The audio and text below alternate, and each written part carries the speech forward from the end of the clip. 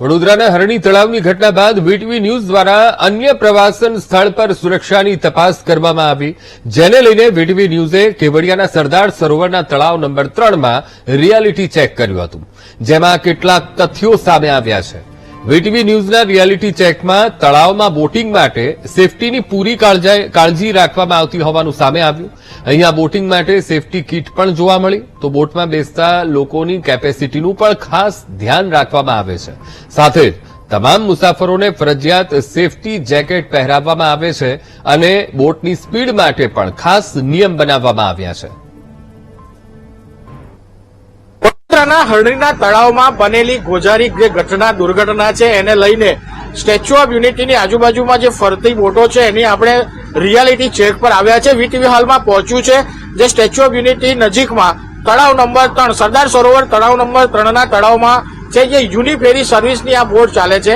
લગભગ એમ કહી શકાય કે હાલમાં પ્રવાસીઓ ઓછા છે, પરંતુ આ 50ની સીટ છે અને 50 પ્રવાસીઓ એલાવ હોય છે, પરંતુ અહીંયા એટલી કાળજી રાખવામાં આવે છે, સેફટીની કાળજી રાખવામાં આવે છે। આ સાથે સેફટી સાથે અન્ય ફાયરના સાધનો પણ રાખવામાં આવે છે।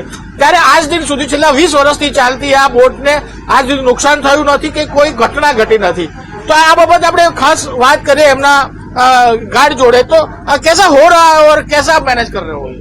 बहुत अच्छा है। ये स्टेच्यू ऑफ यूनिटी के पास जो हमारी ये बोट चलती है, जो सरोवर की राइड है, 3 और 4 नंबर के तालाब की राइड है, और जो विजिटर्स आते हैं उनको पूरी सेफ्टी के साथ हम ये राइड करवाते हैं। पहले तो 50 की कैपेसिटी हमारी ये बोट की है, तो स्लॉट रखे हुए टोटल 8 स्लॉट है, तो स्लॉट में एक स्लॉट में 50 लोग यहाँ पे बैठ सकते हैं। जिसके पास टिकट्स है उनके लिए यहाँ पे सीट भी है। उसके ऊपर हम ओवर कैपेसिटी में कभी भी एक भी मेंबर्स को यहाँ पे बिठाते नहीं है। और बिठाने के बाद सबसे पहले सेफ्टी के बारे में जो भी इंफॉर्मेशन है, जो भी रखना है उनके लिए, लाइफ जैकेट वगैरह है, क्या ध्यान में रखना है, वो सारा उनको पहले ही बताते हैं। लाइफ जैकेट पहनाते हैं, कैसे पहनना है, अगर पहनना नहीं आता है तो हम खुद पहनाते हैं।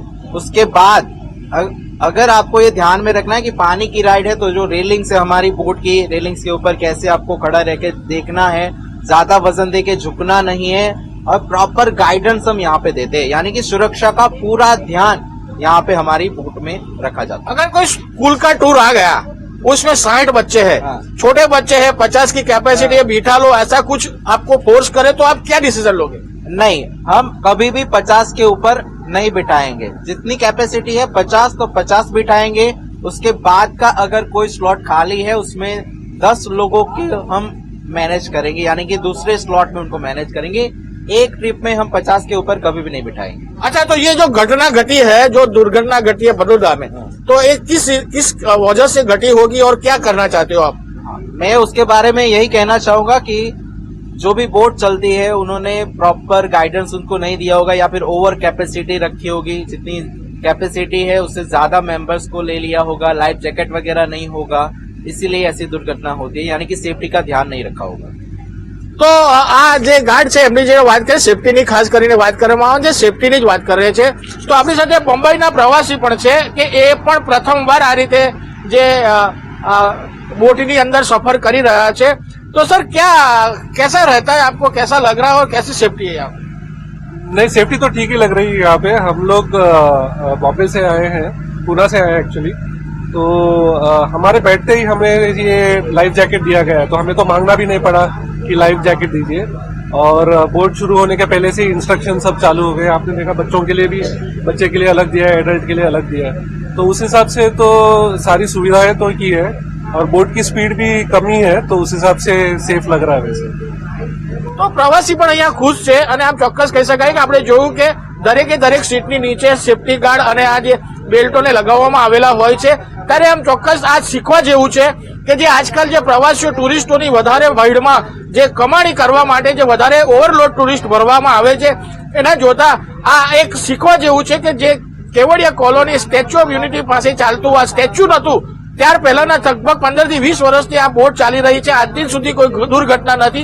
એનામાં સૌથી વધારે મહત્વનું કારણ છે સેફટી, અને આ સેફટીને લઈને આજે ટુરિસ્ટ પણ સેફ છે, બોટ પણ સેફ છે, કોઈ પણ દુર્ઘટના આજ દિન થઈ નહીં।